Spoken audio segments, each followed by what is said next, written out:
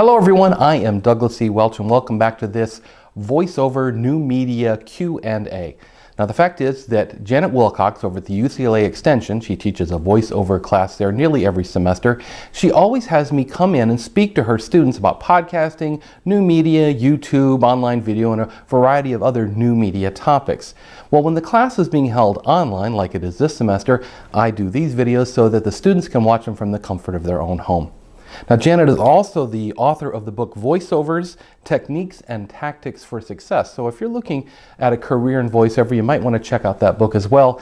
A slight personal reference to that book is that my wife, who's a television writer, also has some scenes in the book that she gave to Janet as practice scenes for exercises for students to do when they're working through the book.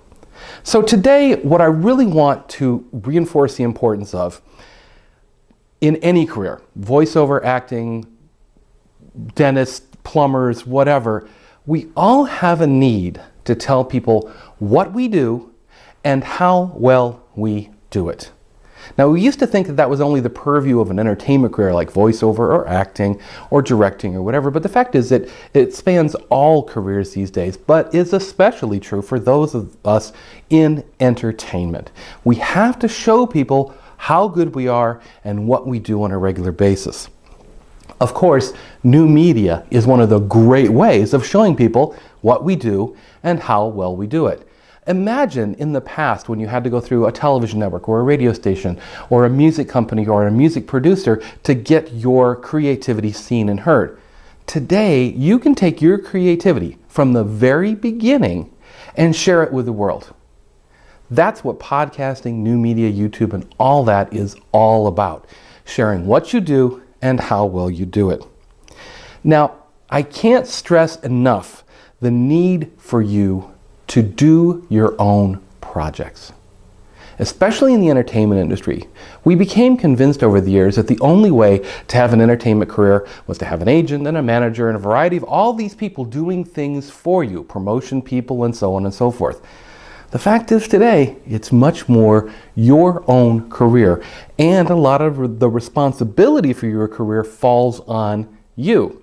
Yeah, I know it's a lot of work and it can be tough at times, but the fact is no one can care about your career as much as you do. So why shouldn't you be the one doing the blogging, the videoing, the podcasting, the recording of your own music, whatever? You care about it, you will make sure it's the quality that you desire, and you'll learn those things necessary to make that quality. So, I really want to reinforce that you should be out there doing stuff today. I don't care where you are in your career, whether you've never done any voiceover, whether you've never done any acting at all, it's important for you to start recording your voice, to start doing your videos, to start your blogging, to start sharing what you do and how well you do it with everyone out there in the world. Now, what Janet does for these online courses is she solicits questions from her students and she emails them over to me, and that's what I have here on my handy dandy phone. And so we're just going to jump into some of the questions. First question was, once you start podcasting, what are the ways to promote them, to promote podcasts? Well, the fact is, podcasts are best promoted, of course, online, because you can link people right over to whatever show you've created. You can also share your podcast via all your different social media accounts, whether that's Facebook or Twitter or Tumblr or whatever social media network is your home base.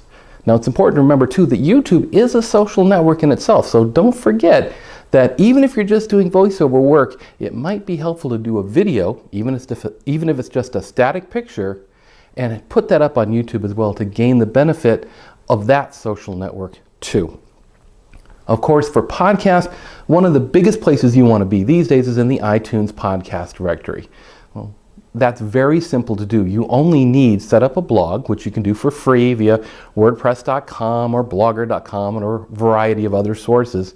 And then you submit that blog to the iTunes podcast directory. It will see the shows you've put there, slurp them up, and suddenly you're now in the iTunes podcast directory, categorized and searchable by anyone who might be interested in whatever you're talking about.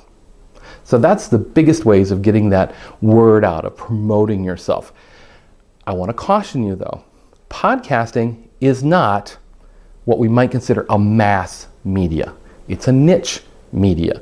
Your audience is not going to be 8 million people like it would be for NCIS on CBS on a Tuesday night. But it could be 1, 2, 4, 10,000 rabid, raving fans of your work who will support you and assist you and basically give you some great feedback about the work you're doing, as well as perhaps supporting you financially through a Patreon fundraiser or through affiliate income, and we'll talk about that a little bit later. So, get the word out in any way you can. Just the way you would do it if you were voice acting in a show. You want people to know that you're going to be in that show. You send an email and say, hey, I'm going to be on this show at this time on this night, or I was a voice in this podcast, or I'm an actor in this YouTube video, whatever. The same way you would promote that stuff, that's the way you're going to be promoting your podcast too. And podcasts can promote themselves. If you can get people to listen to one show, chances are they'll listen to another one if you've hit their interest. So, question number 2. Sort of leads into what I was just talking about the niche focus. Should a podcast be narrowly focused, or can it benefit from having varied content? Well, as I'm often fond of saying, and frustrating the heck out of people, yes, your podcast can and should be niche focused. Perhaps you talk about voiceover or comics or gardening like I do, or careers or technology or whatever. Gaming is another big podcasting niche right now. If you're really interested in that, sure, focus very, very narrowly on that niche. Now that said, you're going to find some podcasts out there which have much more akin to the morning zoo show like you'd hear on terrestrial radio these days. You know, the two DJs making jokes, having fun, and playing music in between, maybe interviewing some people. And often those shows range quite widely. Kevin Smith, famous movie director, had a lot of success with one of his podcasts, and the fact is his podcast ranged everywhere. He would talk about Hollywood, he would talk about directing, he would talk about acting, but he talked about whatever really interested him, because in that case, he was the niche for the podcast. And it sounds a little weird to think of someone being a niche in themselves, but people tuned in to hear him and what he had to say about whatever topic he had something to say about. So when you're developing a podcast, you sort of have to think, what is this podcast really about? And I think you'll find that focusing on a particular area that interests you deeply, whatever you're passionate about, yeah, it's probably going to be a fairly tight focus, but don't let that limit you. One of the great things about podcasting and other forms of new media is they can be whatever you want them to be. That's part of the joy and the wonder of podcasting, is we're freed from a lot of constraints that have been placed on us by really the technology that was available in the early radio and television industry. We're set free from that. We can deliver our shows pretty much around the world to anyone who might want them. So finding your audience is basically a case of finding whatever you're interested in and sharing that with the world. And in most cases, your audience is going to find you. Question number 3. This is a big one. This is a business-related question about podcasting and all forms of new media. Are there copyright considerations in a podcast?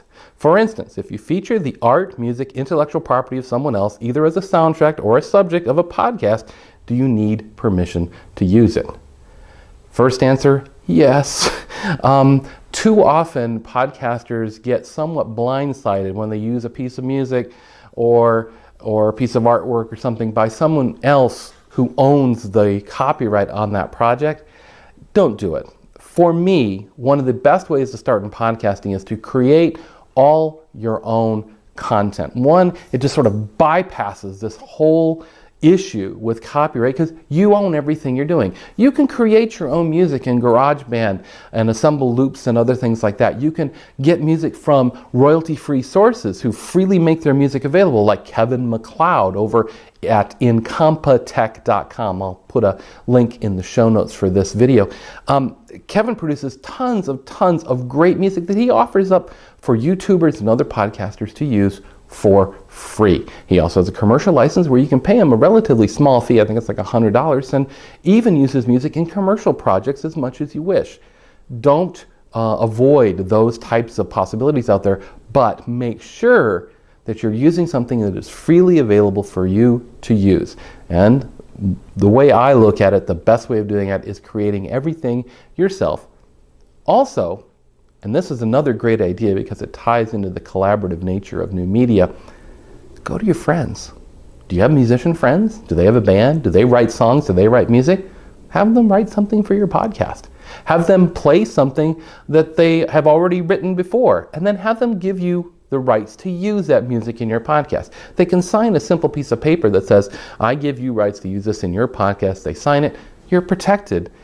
That is a great way of sharing the wealth of new media. You're exposing their music to your audience, and your audience, in a lot of ways, is being exposed to their audience, because what are they going to do? If you use their music in your podcast, they're going to refer their audience over to you and say, hey, my song is in this podcast. You should go check it out. What could be better? Share the wealth, avoid copyright problems, don't use mainstream pop music, videos and other things in your work. You'll get dinged for it. YouTube will ding you automatically. There's an automated system called Content ID that will simply mute the audio on your video, which of course is going to have a very huge detrimental effect. So don't do it. Avoid it whenever you can. And if you do really want to use something that's copyright, get permission, pay for it, do whatever you have to do so that you're free and clear on that, and you're not going to run into problems with, legal fees, lawsuits, any of that stuff down the road. Don't do it. Save yourself the trouble and do it right from the very beginning. Next question. How often should you post podcasts? Again, the very frustrating answer I often give. Yes. The fact is, podcasts can and should be posted as often as you have something interesting to say. That said, typical podcasts fall into a weekly schedule, a 7-day schedule of some parts. There are some people out there who do daily podcasts. I will warn you, it is a treadmill to get on a daily podcast. You need to produce shows well in advance of their release because life intervenes. You get called away to the doctor, or a family problem, or a job problem, or whatever, and all of a sudden you've missed a daily show. So if you're going to do that, go into it with eyes wide open and realize what a treadmill that can be, and know that you're going to have to be producing shows weeks ahead so that should you have an issue or you just want to take a vacation, you can pre-produce the shows you need to release during the time that you're away. Again, typically, weekly shows seem to be best. I think that ties in mainly to our traditional media backgrounds. We're used to a sitcom or a drama coming out on Tuesdays at 8, right? We're used to that weekly schedule. Weekly schedules tend to be enough to keep your podcast in people's minds, but not so often that it's a burden for you, and not so far apart that they forget about you between shows, or they forget what you talked about last week. There is something to be said for a momentum, and being reliably there. They can listen to the show whenever they want, but they'll know that that show will always be there on a Wednesday, or on a Friday, or whenever day you decide to release it. So typically I shoot for a weekly podcast, but that's not hard and fast. As with everything in new media, you're going to find your own way. You're going to find perhaps if you're doing a news-related show that really you only have enough news to talk about every 2 weeks. That's fine. Bundle up, do it every 2 weeks. You may find that will shrink down and become a weekly show further down the road, but don't let that throw you off. Take advantage of the freedom you're given in new media and find the format, the timing, the topics that best work for you. Next question. What are the ways to make podcast profitable? Ooh, that's a big one. Actually, after 10 years of podcasting, we're actually starting to get some better methods of actually making money from your podcasting. Now that said, when I started podcasting back in 2004, I was one of the first 20 podcasters once that term was coined. I have never looked at podcasting as a way of making money itself. I'm not an entertainment industry person. I don't see myself producing a show. I use my podcasting to support everything else that I do. For example, I podcasted the career column that I wrote for many, many years because it brought people to my blog, it brought people to my consulting services, it brought people to my books, and so on and so forth. That said, other people do look at podcasting as an entertainment show. They're actually creating the next great sitcom, the next great radio show, the next great drama show, the next great mini series or movie. So they need to actually make money from that product, where I would be making money from ancillary products. Now, there are a couple ways when you're first getting started of making some change, I'll call it, from your podcast. One of those is affiliate income. If you mention books in your podcast or other products, sign up for an Amazon affiliate account. That way, when people purchase something that you've mentioned through your link, you'll get between 4 to 6% of the purchase price for that product that they buy. Obviously, all of these things that I'm going to mention are based on the number of eyeballs, the number of listeners, the number of ears that you have on your podcast. So the more, the better, and you really won't make a lot of money from these until you get quite a significant number of people listening or watching your podcast. So we have affiliate income like Amazon. I'm sure you've heard ads like Audible. They advertise on a lot of podcasts. Squarespace advertises on a lot of podcasts. And the way that podcaster makes money is when someone signs up using their code, they get either a flat fee or a percentage. So there's one way right up front. And you can easily sign up for those. There's really no limitations on, as long as you have a decent website that's not in some prohibited area of topic, you can sign up for an affiliate account and start using that almost immediately. Again, you're not going to make a lot of money until you get quite a few listeners to your show. You can also get a sponsor. I mean, back in the early days of television, it was the Dinah Shore Show, sponsored by Chevrolet, I believe. And they paid the large cost of producing that television show. And if you have particularly good contacts, or you have a contact which is very interested in hitting your niche market, you might actually be able to get a sponsor, someone who will offer you a certain amount of funding to mention, play ads during your show, and to basically work in a partnership with them to reach an audience that they're trying to advertise to. Now, sponsorship is tough. It's a lot of legwork. It is a lot of phone time. I think it's one of the better ways of supporting your podcast, but unfortunately it's also one of the more difficult things to actually accomplish. So there's lots of resources online about how to get a sponsor for your podcast, what you need to develop, like a press kit and PR materials and stuff like that. You can check those out online, but I tend to prefer that type of arrangement rather than kind of random advertising, because if you're signed up with a random group of advertisers, you never really know what you're going to get in your podcast. And I'm always a little worried, as a producer, of getting that one ad that just offends my entire audience and destroys the listenership I have. So I'm always a little leery of that. I like to think that advertising is not the best way of supporting a podcast, but unfortunately no one's really come up with a much better idea. We do have come up recently, though, very recently, in the last 6 months or so, an alternative method. And it's an alternative that harkens back not just decades, but centuries. And that is the term patronage. Basically, having patrons who support you to do your show. These can be individuals or companies, tends to be in the current scheme individuals, much like a Kickstarter scheme, who basically pay a monthly fee to say, yes, I enjoy your show, I like what you do, and I want to support you in an ongoing manner. Now, one of the big sites that is set up to do this right now is called Patreon, Patreon, patreon.com. It's a play on the word patronage and patron. I have seen several people effectively use Patreon to support their ongoing podcasting, YouTube, and new media efforts. What people do is you have various levels of sponsorship that you list out for people, all with various benefits for each level. You'll get a sticker, you'll get a mention in the show, you'll get a credit at the end of the show, you'll get some special product or special mention, or be able to come on the show or whatever, depending on your level of patronage. And you basically say that I will give that amount per month, so that the person producing the show knows that they have a relatively stable monthly income that they can basically sit on and know that I have my nut that I need to survive each month.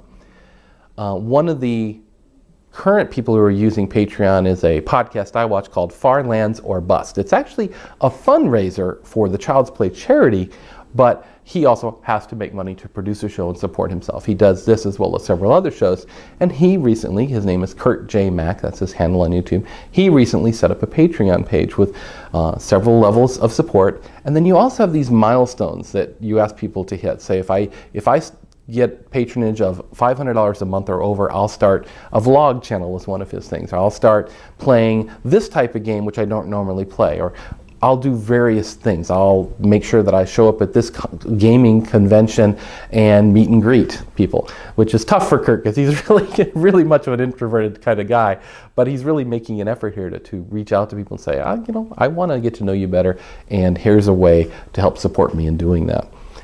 You'll hear quite frequently these days about Patreon for a wide variety of shows. And it might be something worth checking out for your own podcast, if not immediately, at least as something that you can look at down the road as your podcast grows in popularity. Next question. Do you know of any voice actors who have had successful podcasts?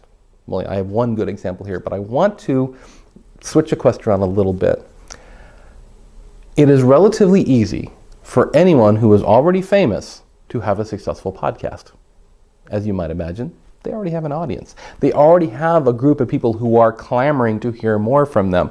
So a relatively famous person who has a podcast, they're doing it for a different reason that I am giving to you. I want to reiterate with you that you need to start podcasting up front when you're unknown, because that's the way you can become more known. It's the reverse of what they're doing. They know they have an audience that they're feeding because they're already somewhat famous. You are developing your audience from the ground up. So it's important that you get the word out there, and to harken back to the very beginning of this video, you need to tell people what you do and how well you do it. And this is one way of doing it. Now that said, one person that I can point to as an example of a fairly successful podcast is Rob Paulson. Now Rob is a famous voiceover actor. He is the voice of Yakko in the Animaniacs. He did 2 of the Teenage Mutant Ninja Turtles in the animated series, and he was Pinky in Pinky and the Brain, among a host of others. You can find his entire credits online, which run many, many, many pages. He has a show called Talking Toons with Rob Paulson, where he talks with other voiceover people in the industry and talks about the industry and things that are happening in the industry. And it's a quite successful show. He has thousands and thousands of listeners to that show. But again, he already had the audience. So when he decided to do a podcast, he already had a group of people he could go to.